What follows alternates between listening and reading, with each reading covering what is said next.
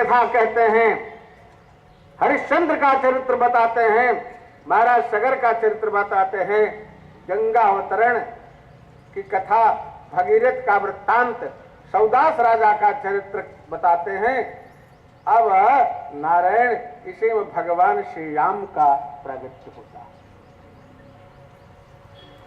इसी वंश में महाराज दशरथ होते हैं, दशरथ के पुत्र श्री राम। राम का चरित्र बड़ा विलक्षण है।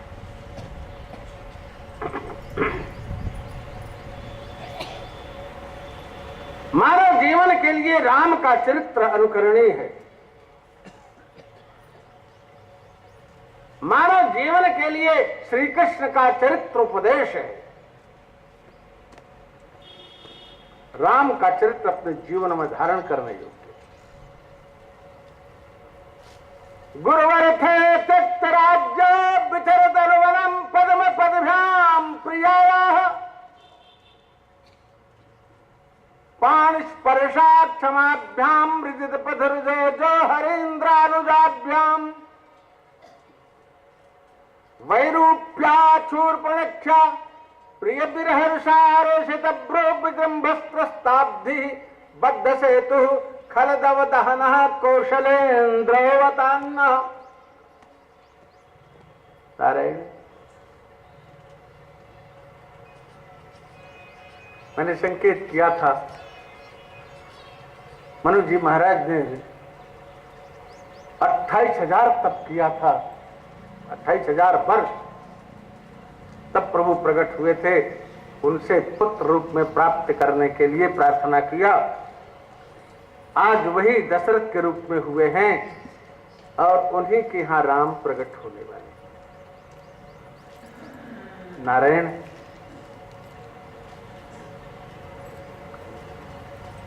यज्ञ किया, उत्कृष्ट यज्ञ किया और राम जी प्रकट हुए। कैसे प्रकट हुए?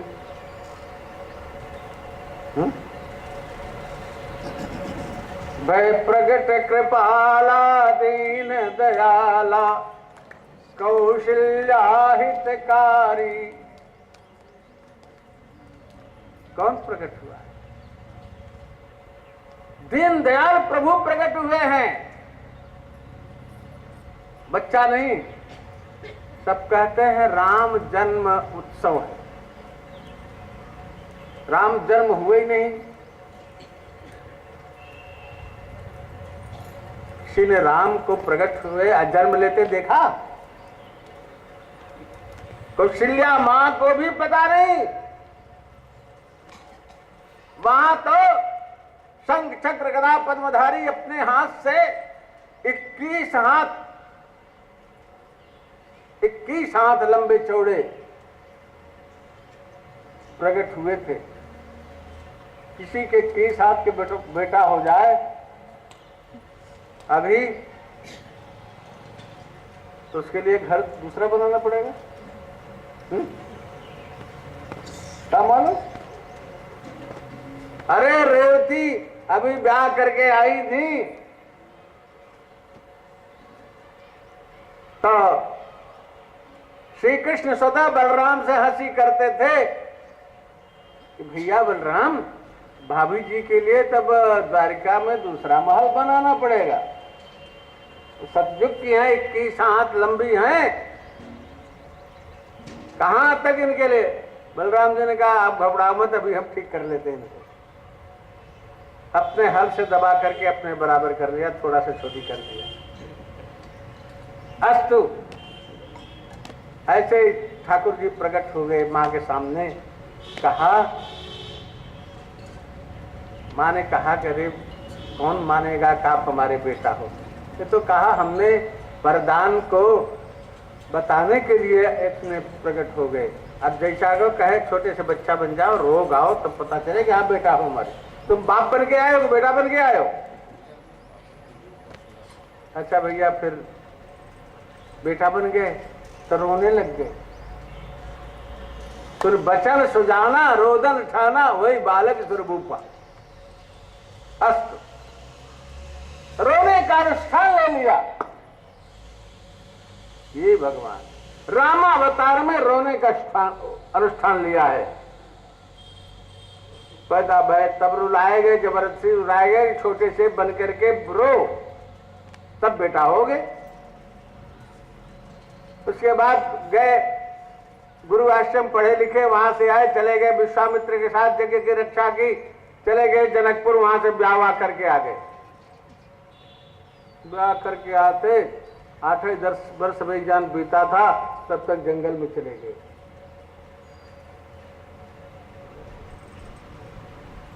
जा जहां जा दो जा।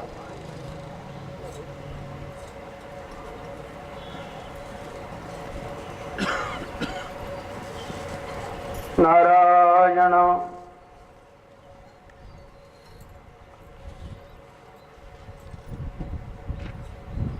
तो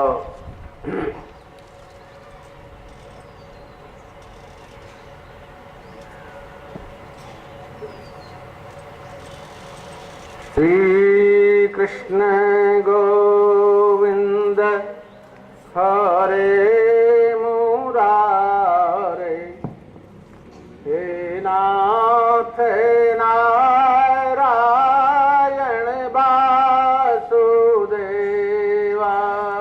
श्री कृष्ण गोविंद हरे मुरारे, हे नाथ नारायण वासुदेवा।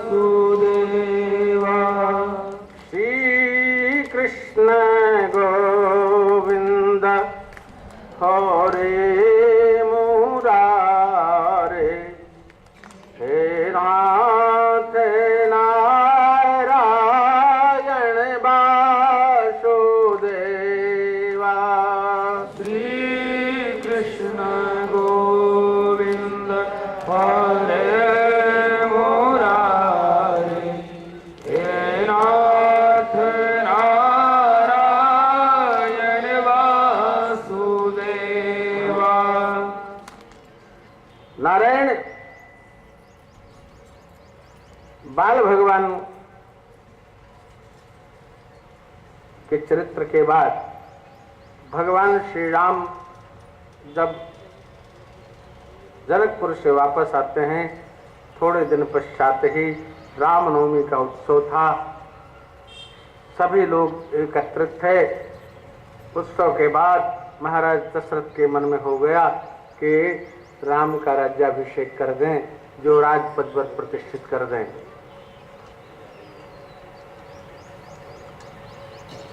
परंतु अनुकूल प्रतिकूल दोनों परिस्थितियां होती हैं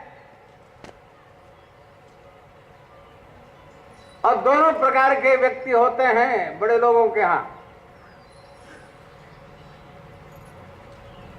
अंत में खड़बंडल हो गया, राम राज्याभिषेक नहीं हुआ। माता कैकेयी ने वर मांग लिया कि राजा भरत हों और राम को 14 वर्ष का वनवास।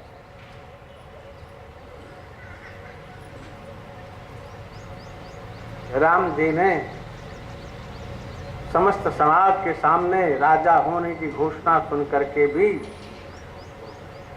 राज्य के प्रति लोलुपता नहीं दिखाई। चाहते तो सब उनका साथ दे देते, लेकिन नहीं। गुरुवर्थे त्यक्त राज्य, पिता की आज्ञा का पालन करने के लिए राज्य का परित्याग कर दिया। गोस्वामी तुलसीदास जी ने एक बहुत बढ़िया उदाहरण दिया देहाती।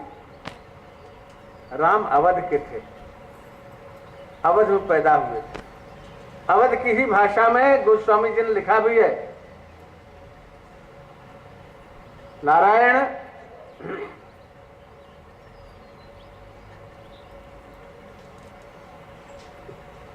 एक बटाऊ वीर कहे जाते हैं, जगह जगह उधर अवध में होते हैं।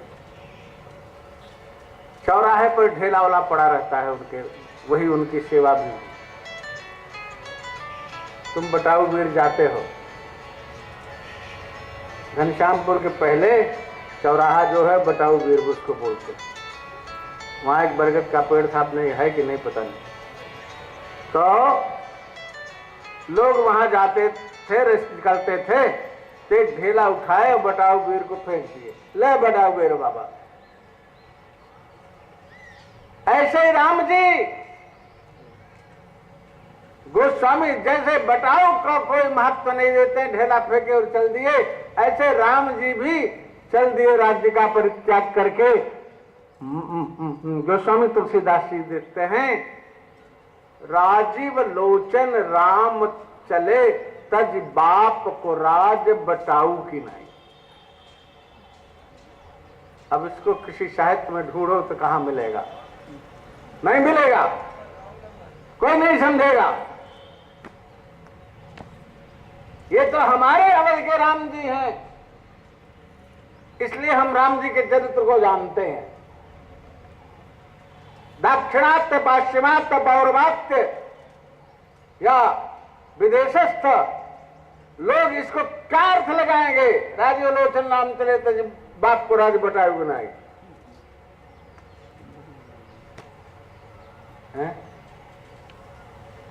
नारायण तो पिता की आज्ञा का पालन करने के लिए प्रणवत त्याग करके चल दिए राम जी।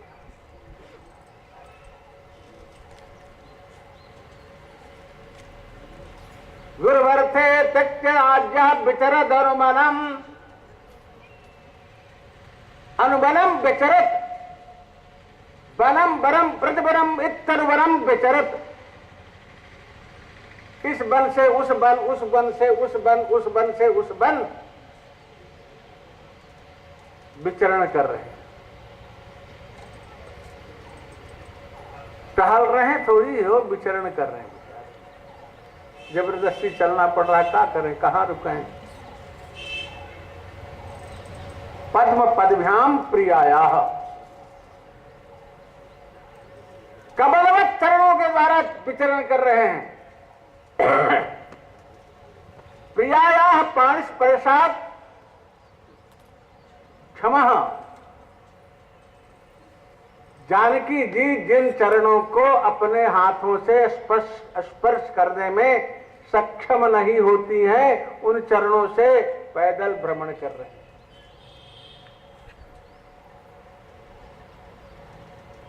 हे हो, उन्हीं चरणों को जब सुबेल पर्वत पर पहुंच जाते हैं राम जी और वहां बैठे हैं या कृपा करके लेट जाते हैं, तो हनुमान जी और लक्ष्मण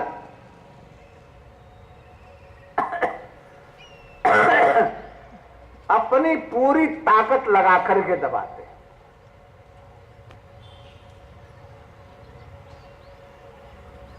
मृजित बधरुदो जो हरेंद्र अनुजाभ्याम, हरेंद्र माने हनुमान जी, अनुज माने लक्ष्मण जी, पूरी ताकत लगा करके उन्हीं चरणों को दबाते हैं। कहां तो जानकी जी छूने में डरती हैं, कहीं हमारा हथवा, इनके उंगलियां हमारे इनके चरणों में चुभ न जाए, कठोर उंगली हमारी। हाँ, एक तो जानकी जी माता स्वरूपा, दूसरे उनका कितना हाथ कोमल रहा हुआ। अब वो हस्तकमल, अब वो हस्तकमल भगवान के चरणों को स्पर्श करने में संकुचित होते हैं कि कहीं प्रभु को कोमल चरणों में स्पर्श करने से कष्ट न हो। उन्हीं चरणों को हनुमान जी और लक्ष्मण लाल जी बड़े जोर से दबाते हैं, पूरी ताकत से दबाते हैं, पसीने पसीने हो जाते हैं। ये टस से मत नहीं।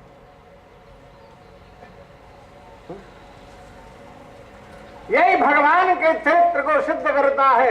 वज्रादपि कठोराणि मृदून कुसुमादपि लोकोत्तराणाम चेतांसी को ही विज्ञातुमर्हति। वज्र से भी कठोर है हनुमान जी और लक्ष्मण लाल, दबाते नहीं कुछ होता। मृदून कुसुमादपि, कुसुम से भी ज्यादा कोमल है, जानकी जी स्पर्श करने में संकोच कर रही हैं। लोकोत्तर चरित्र है, कौन जान सकता है भगवान के चरित्र को?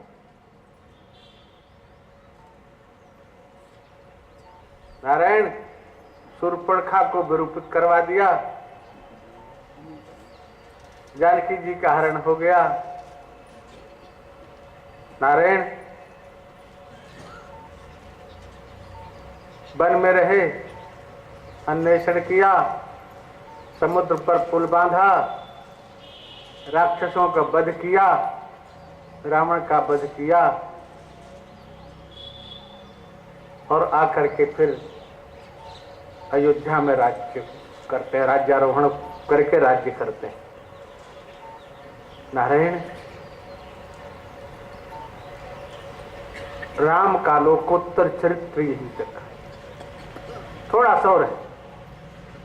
मैंने संकेत किया था कि रोने का अनुष्ठान करते,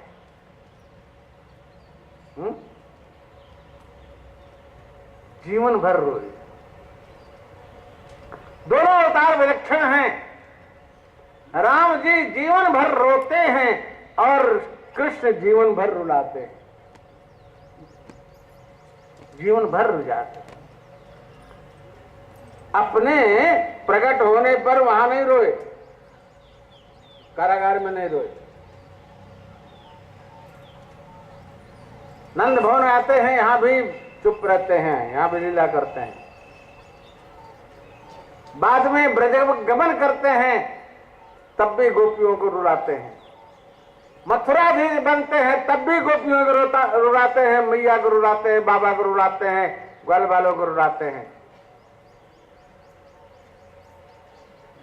एक दिन शायद थोड़ा सा अपने भी कुछ मखमुलाहा भर हुई है, वो बात आज नहीं बताएंगे, वो बात समय पे बताएंगे, थोड़ा आगे चल करके, नहीं तो गड़बड़ा जाएगा मामला।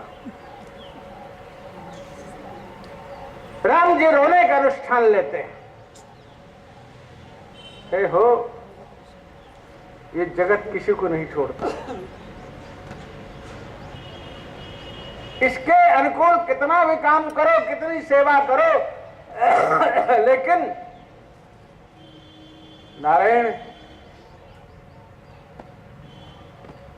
कुत्ते की पूंछ के सरीखे हमेशा टेढ़ी ही रहता है, कभी ये सीधा नहीं हो जगत। राम जी ने प्रजा रंजन के लिए क्या क्या नहीं किया। राज्यारोहण के समय प्रतिज्ञा की, स्नेहम दयाम च सौख्यम च यदि वा जानकीमपि लोकोत नारायण आराधनाय लोकश्च मुंचतो राष्ट्र में व्यथा। मैं स्नेह का परित्याग कर सकता हूं, मैं दया का परित्याग कर सकता हूं, आवश्यकता पड़ने पर जानकी का भी परित्याग कर सकता हूं, लेकिन प्रजा रंजन को नहीं छोड़ सकता। और वही किया। इनकी निंदा करने लग गए लोग हो अयोध्यावासी। नारायण देखो, जानकी जी साल भर उसके यहां रही रमण मां के, और ले आकर के उसको फिर से अपने राज्य में रख लिया और रानी बना, रानी तो थी ही, और अपने सिंहासन पर भी बैठा लिया। देखो राम को, हे भगवान, राम में भी दोष देखते हैं लोग, तो अन्य में किसी में दोष देखें तो कौन बड़ी बात है। अरे राम ही नहीं, अवध में भी लोग दोष देखते हैं। मैं तो राम जन्मभूमि का आंदोलन के समय सुना कि क्या पता कि ये अयोध्या है। अरे बुद्धिमान, सरजू किनारे से बह रही है, भूमि को भी तुम नहीं स्वीकार कर सकते। क्या पता राम जन्मभूमि है। किसी ने एक बार कहा अमेरिका में कोई स्थान बताया कि वहां राम जन्मभूमि है। कहे बुद्धिमान, काहे बुद्धि भ्रष्ट हो गई है। अमेरिका में राम पैदा हुए। मेरे गुरुदेव से किसी ने प्रश्न कर दिया था, महाराज जी आखिर क्या बात है कि भारत में ही राम कृष्ण पैदा होते हैं, भगवान कहीं यही क्यों अवतार लेते हैं। महाराज जी ने कहा, विदेश में कहा देवकी, जशोदा और कौशल्या पैदा होती हैं, पहले बताओ। 28 हजार वर्ष तक तपस्या करके कौशल्या कहां विदेश में पैदा हुई? वो तो अवध में ही पैदा होंगे, भारत में ही पैदा होंगे। देवकी वसुदेव भारत में ही पैदा होंगे। नंद यशोदा धरा और वसु हैं, ये भारत के बाहर कहां है? नारायण, बाहर तो इन सतियों का पता नहीं है। और आप सब लोग जानते हो रोजे ब्याह होता रहता, रोजे छूटता रहता है। अब तो वहां का क्या बताएं, पाप यहां भी उदय हो रहा है धीरे धीरे। यहां भी रोजे तलाक होता है। एक दिन ब्याह हो गया, एक सप्ताह के बाद तलाक हो गया। कौशल्यादि माताएं सती स्वरूपा ये भारत में पैदा होती हैं, वहीं पर भगवान पैदा होते हैं। विदेशों में जहां सप्ताह भर में पति बदल जाते हैं वहां थोड़ी ब्याह होता है, वहां थोड़ी भगवान पैदा होंगे। कोई कहते हैं, सुना हमने किसी महात्मा से, कोई विदेश में टहल रहे थे, भारतीय थे महात्मा, तो देखा कि एक कब्र है, उस पर एक महिला बैठ करके पंखा झल रही। महात्मा ने प्रणाम किया, कहा देवी तुम धन्य हो, हमारे यहाँ तो जलने तक ही शारीरिक संबंध रहता है, जल जाते हैं सब लोग, तो शरीर जल जाता है तो अपना और दैहिक कर्म करके निवृत्त हो जाते हैं। लेकिन तू देवी धन्य है कि कब्र में पड़े हुए पति को भी तू पंखा कर रही है। तेरा पातिव्रत बहुत अच्छा है, सती तुम्हारा है। डाका बड़े जोर से उस देवी ने कहा, तुम भारत से हो क्या? ये सब काम तुम्हारे भारत में होता है, सतीपति होना। हमारा ये पति है, इसका शव है। उसने कहा था कि देवी कम से कम जब तक हमारी कब्र न सूखे तब तक तुम दूसरा ब्याह नहीं करना। तो मैं तो हवा दे करके कब्र को सुखा रही हूं, जल्दी सूखे और हम दूसरा ब्याह करें। हे भगवान, वहां राम जी पैदा होंगे, वहां कृष्ण जी पैदा होंगे। तमद्भुतम बालकम मुझे खेड़म। ये तो भारत में ही होता है, विदेश में कहीं नहीं मिलेगा, न अमेरिका मिलेगा, न इंग्लैंड में मिलेगा, न कहीं मिलेगा। अरे स्वर्ग में भी राम नहीं पैदा होंगे। इंद्र का चाहे कितना भी बड़ा ऐश्वर्य हो, वहां भी राम नहीं प्रकट हो सकते। अरे ब्रह्मा सृष्टि करता है, वहां भी राम नहीं प्रकट हो सकते। तो राम अयोध्या में ही प्रकट होंगे और कौशल्या माँ की ही गोद में आवेंगे, कौशल्या माँ को ही दर्शन देंगे, वह प्रकट कृपाला दीन दयाला के रूप में। अस्तु। इस प्रकार से राम जी का पावन चरित्र व्यास जी ने 2 अध्यायों में वर्णन किया है। राम के वंश का वर्णन किया। प्रभु श्री राम चारों भाइयों को अपने राज्य का विभाजन करके बांट देते हैं। उनके सभी लड़कों को 8 को बराबर बराबर दे दिया, जहां तहां सबकी राजधानी बना दिया और स्वतः समस्त अयोध्या वासियों के सहित अपने धाम को प्रस्थान करते हैं। इसके बाद कुश आदि के परंपरा का वर्णन करते हैं, फिर निमि वंश का वर्णन करते हैं। निमि वंश का, निमि वंश का नारायण, वहां के लोग फिर विदेह हो जाते हैं। चंद्रवंश का वर्णन शुरू करते हैं। चंद्रमा के बुध हुए, उन्होंने मनपुत्री ला से विवाह किया, उनके पुरूरवा हुए। पुरूरवा का उपाख्यान वर्णन करते हैं। ऋचिक हुए, जमदग्नि हुए, परशुराम चरित्र हुए, सहस्त्रार्जुन का वध किए। ये सब चरित्र वर्णन करते हैं भगवान सुखदेव जी। इसी में जमदग्नि होते हैं, उनका वध सहस्त्रार्जुन करता है। परशुराम जी क्षत्रियों का संहार करते हैं। विश्वामित्र के वंश का वर्णन करते हैं। विश्वामित्र हमारे प्रयाग के ही कौशाम्बी के राजा थे। कौशाम्बी के राजा थे विश्वामित्र। इनका चरित्र बड़ा विलक्षण है। अच्छा 2-3 मिनट बता दें। बड़े प्रतापी राजा थे। एक बार अपनी समस्त सेना के साथ आते हैं वशिष्ठाश्रम। वशिष्ठ जी महाराज विश्वामित्र का सेना के साथ स्वागत सत्कार करते हैं। तो उनके पास क्या रखा? परंतु नंदिनी गैया थी। नंदिनी गैया अपने प्रभाव से सब सुख सामग्री एकत्रित करती थी, अतिथि सेवा करती थी। गैया को देखा विश्वामित्र ने चमत्कार, तो राजा था, उसका दिमाग खराब हो गया। अरे इतनी बढ़िया चीज ये बाबा के पास पड़ी हुई है। राजनैतिकों में बुद्धि भ्रष्ट होती है।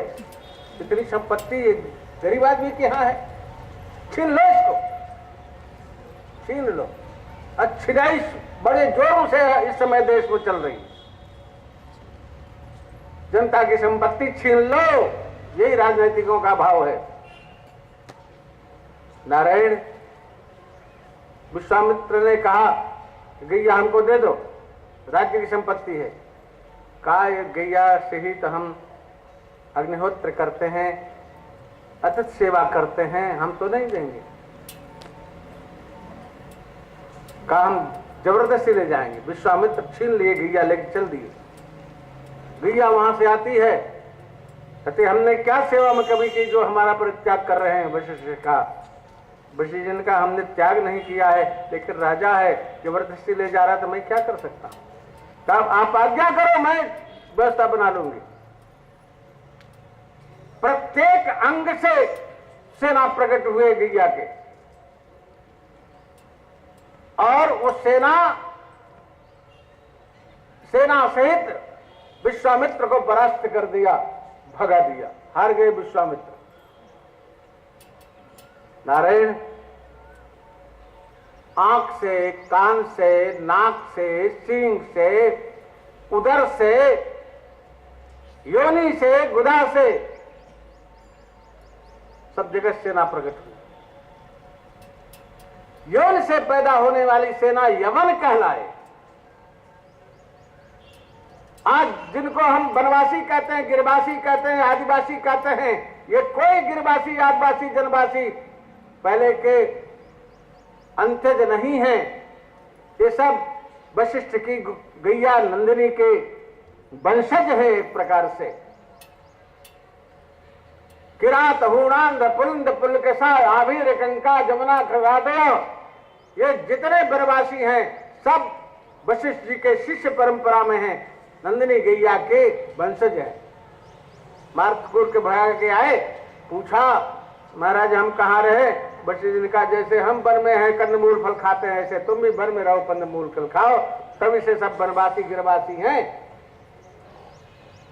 नारायण जब हार गए विश्वामित्र जी, तब कहा धिक बलम क्षत्रिय बलम ब्रह्म तेजो बलम बलम।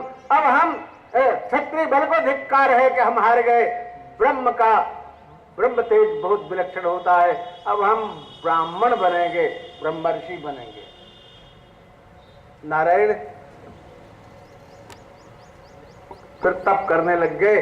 तप करते करते बहुत तपस्वी हुए, बन गए ब्रह्मर्षि।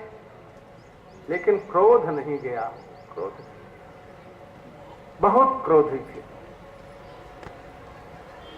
वशिष्ठ महाराज के 100 पुत्रों को मार डाला है।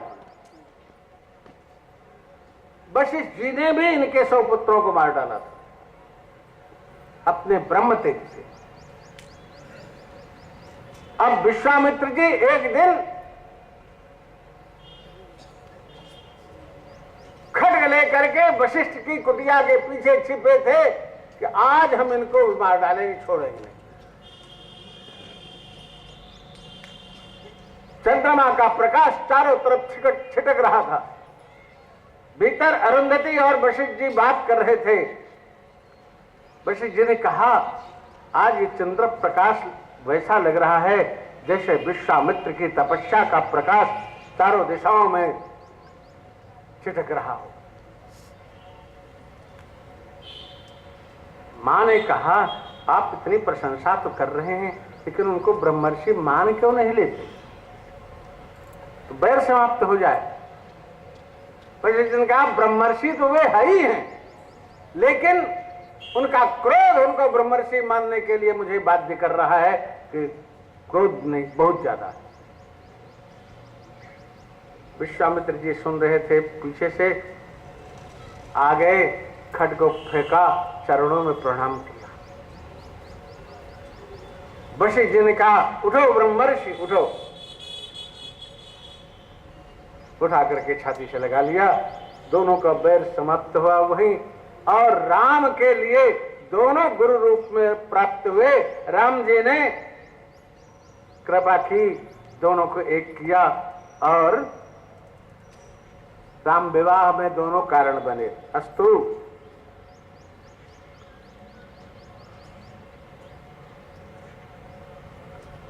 जजाति का चरित्र भी वर्णन करते हैं।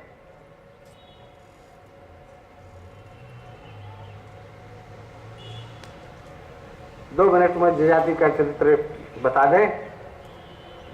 ये इसी वंश के हैं। किस वंश के? चंद्रवंश के। गुरुदेव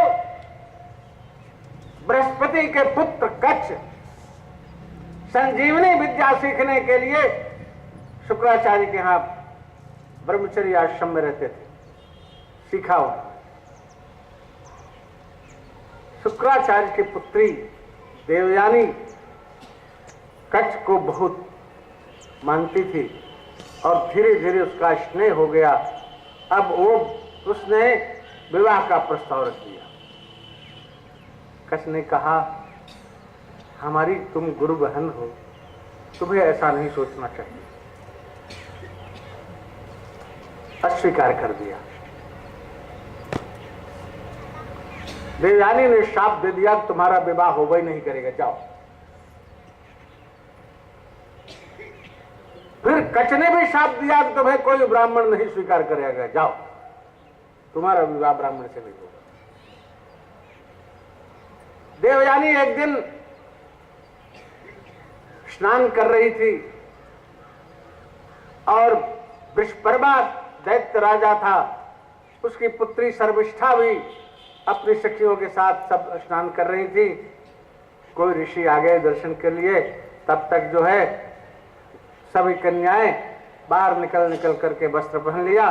देवयानी का वस्त्र शर्मिष्ठा ने पहन लिया। देवयानी बहुत अपमान करती है और शर्मिष्ठा भी फिर अपशब्द बोल जाती है, तू तो कुतिया है, तू तो ये है, हमारी भीख मांग करके हमसे खाते ही है, ये करती है, वो करती है। देवयानी उसको शूद्र वगैरह सब करके छोड़ देती है। अंत में वो अपने घर जाती है, अपने घर आती है और देवयानी शुक्राचार्य से सब कहती है। शुक्राचार्य उसको लेकर के वृषपर्वा के नगर को छोड़ना चाहते हैं। नारायण वृषपर्वा को ज्ञात हुआ शुक्राचार्य जी छोड़ के जा रहे, हमें दौड़ करके आया, चरणों में पड़ा, प्रणाम किया और क्षमा मांगा। और वृषपर्वा का कोई अपराध तो था नहीं। शुक्राचार्य ने कहा, देखो अगर देवयानी रुकेगी तो मैं रुकूंगा, ये नहीं रुकेंगी तो मैं भी नहीं रुकूंगा। नारायण देवयानी से प्रार्थना किया वृषपर्वा, तो देवयानी ने कहा, शर्मिष्ठा हमारी दासी हो करके जहां हमारा विवाह हो वहां मेरे साथ जाएगी, तब तो मैं रह जाऊंगी यहाँ, अन्यथा मैं नहीं रहूंगी। शर्मिष्ठा को दासी बनाना स्वीकार कर लिया वृषपर्वा ने। नारायण एक दिन जब यह हुआ तो हाँ, देवयानी को कुएं में ढकेल दिया था शर्मिष्ठा ने, सूखा कुआ था। महाराज जजाति शिकार खेलते हुए वहां आए और नारायण देखा तो कुएं में एक बालिका पड़ी हुई, हाथ बढ़ा करके उसको निकाल लिया। तो देवयानी ने कहा, अब महाराज आपने हमारा हाथ पकड़ा है, अब आप हमारा हाथ पकड़ लें। जजाति ने सब कहा सुना, सब समझाया बुझाया, तो कहा कि हमें कोई ब्राह्मण स्वीकार नहीं करेगा, कच्छ का मुझे शाप है, इसलिए आप मुझे स्वीकार करो। तो शुक्राचार्य जी के पास आते हैं, सारी बात समझ करके जजाति देवयानी को ग्रहण करते हैं और शर्मिष्ठा को भी लेके चलते हैं। देवयानी ने कह रखा था इसको अपने पर्यंक शायनी मत बनाना, दासी दासी ही रहे। लेकिन जजाति आते हैं अपने राज्य में दोनों को लेकर के, पर परिस्थिति ऐसी बनी कि वृषपर्वा को भी पत्नी के रूप में उन्होंने स्वीकार कर लिया, उससे भी पुत्र हुए। और देवयानी को जब पता चला तो देवयानी रूठ करके चली आती अपने पिता के यहाँ। पिता ने शाप दे दिया, जा तू वृद्ध हो जा। जजाति आते हैं, कहा महाराज अभी हमारी वासना की तृप्ति नहीं हुई है, आप इतना घोर शाप दिए, आपकी पुत्री को भी तो कष्ट होगा, अब मैं कैसे करूं। शुक्राचार्य भी द्रवित हुए, कहा ठीक है, तुम्हारे इतने बेटे हैं, जदू से लेकर के कुरु तक, तुम्हें कोई अपनी जवानी दे दे बेटा, तो तुम उस काल तक फिर से जुआ होकर के भोग कर सकते हो। नारायण आए, जदू आज सबसे कहते हैं, लेकिन किसी ने अपनी जवानी नहीं दी।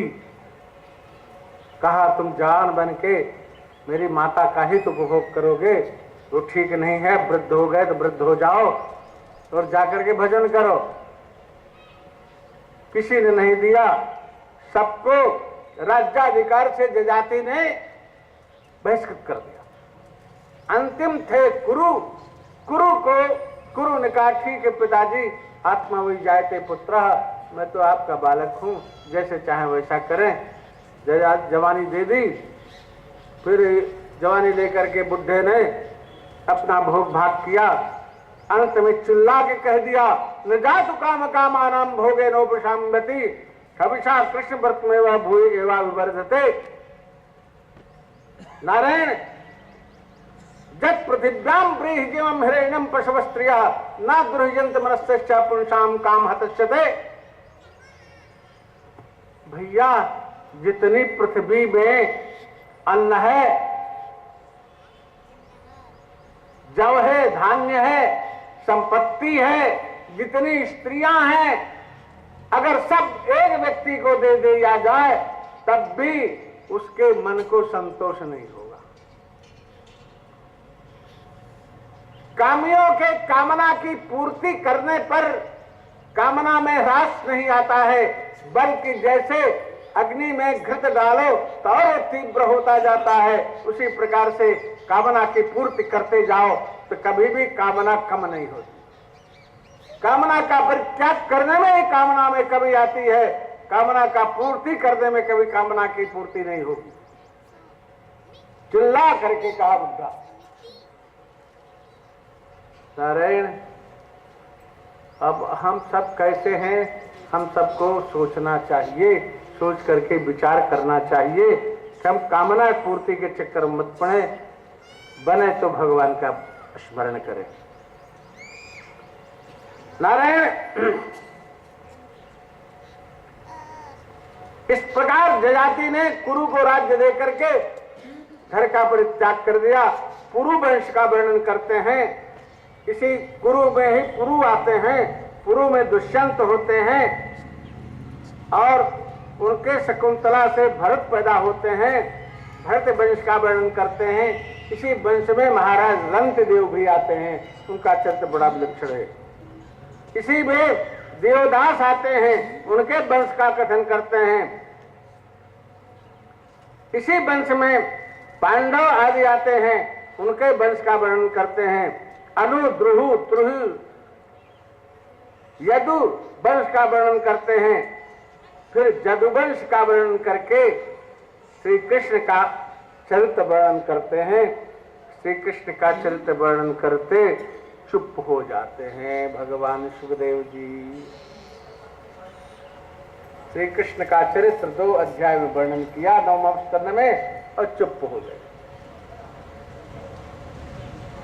कहे राजा और कुछ सुनना चाहते हैं? राजा तो सुनते सुनते सुनते सुनते सुनते ऊब गए, ऊब गए। राजा ने कहा, महाराज कथितो वंश विस्तार भवता सोम सूर्यो हो। आपने राजाओं का वंश वर्णन करते करते सूर्य वंश का और चंद्रवंश का इतना वर्णन किया कि मैं तो ऊब गया हूं। सच में इनके ये भय, इनके इन भय, इनके इन भय, उस श्लोकों में यही वर्णन है और कुछ नहीं है दोनों स्कंदों में। तो कहा, महाराज जो हम सुनना चाहते थे उनका चरित्र तो आपने संक्षेप में कह करके पूर्ण कर दिया, और राजाओं के वंश को वर्णन किया। अब मैं चाहता हूं श्री कृष्ण के चरित्र का आप वर्णन विस्तार से करो। हम लोग हों, कोई प्रश्न करे तो हम तो नाराज हो जाए कि हम तो कथा कर रहे हैं, इस समय तुम प्रश्न कर रहे हो। प्रश्न करना हो तो अलग से कर लो, हम भी कह देंगे और भी वक्ता कह देते, बीच मत बोलो। पर महाराज सुखदेव जी जरा सा भी असंतुष्ट नहीं होते, बल्कि प्रशंसा करते हैं। कहते हैं, राजन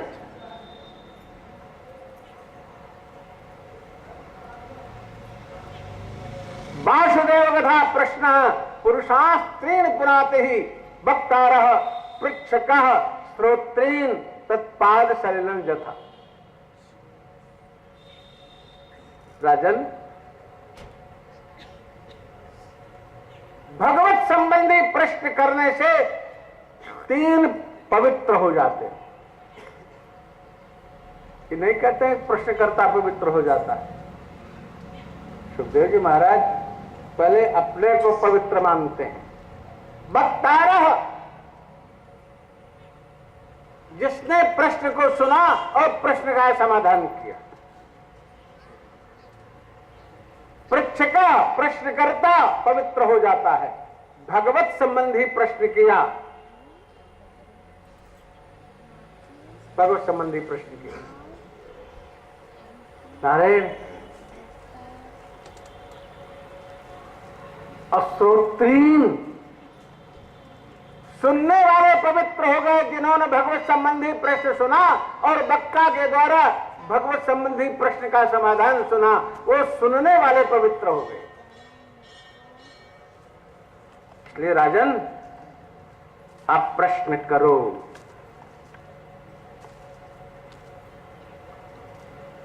प्रश्न क्या करते हैं कि भगवत संबंधी भगवान का चरित्र विस्तार से कहो। इसी में भोज वंश का वर्णन करते हैं, जिस वंश में उग्रसेन महाराज राजा हुए।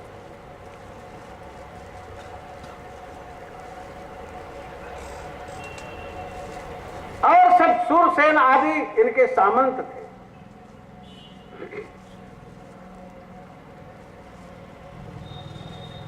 उग्रसेन महाराज का एक पुत्र कंस था। ये साक्षात कालनेमी का अवतार है।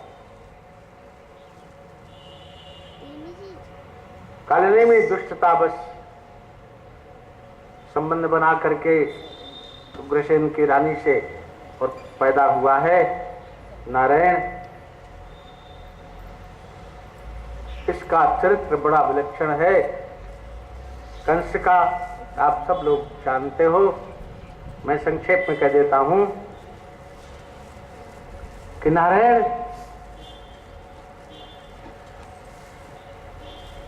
इसने यहां तक किया कि उग्रसेन महाराज को भी राजगद्दी से उतार करके कारागार में डाल दिया और स्वतः राजा बन गया। स्वतः राजा बन गया। अब जितने धर्म कर्म हो रहे थे राज्य के सब बंद करवा दिया। हे हो, जो ही राजा बनता है पहले धर्म कर्म बंद करता है।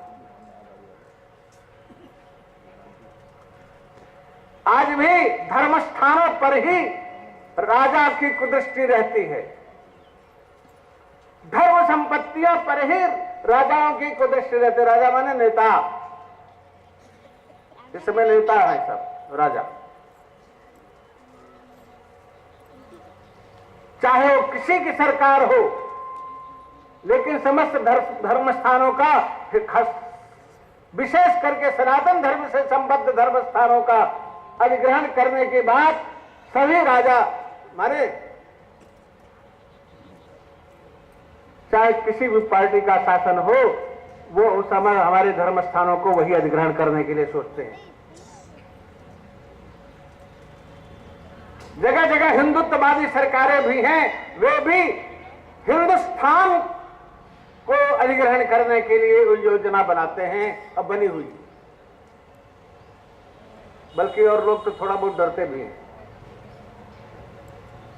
लेकिन हमारे हिंदुत्ववादी सरकारें जो आती हैं वो हिंदुत्व की रक्षा न करके बल्कि स्थानों का ही अधिग्रहण करती।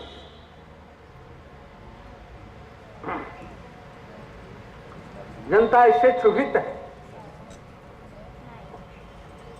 महात्मा लोग इससे क्षुभित है। चाहे राजस्थान हो, चाहे मध्य प्रदेश हो, अभी उत्तर प्रदेश में कम हो रहा है, एक एक करके अधिग्रहण होता है।